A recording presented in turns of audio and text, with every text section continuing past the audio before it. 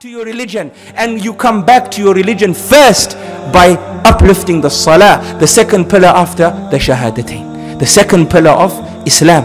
Allah subhanahu wa ta'ala says, "Man amila salihan min dhakarin aw untha wa huwa mu'min falanuhyiyannahu hayatan tayyibah." La ilaha illallah.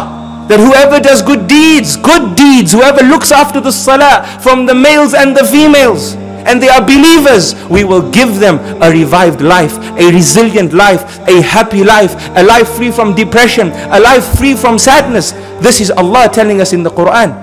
And then Allah tells us the opposite.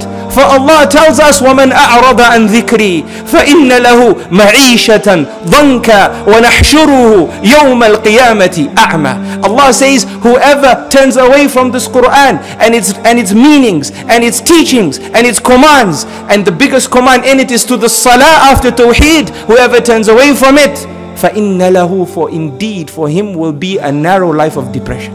وَنَحْشُرُهُ يَوْمَ الْقِيَامَةِ أَعْمَى, and we will raise him blind on the day of Qiyamah. What success do you have being raised blind on the day of Qiyamah when you live their life seeing?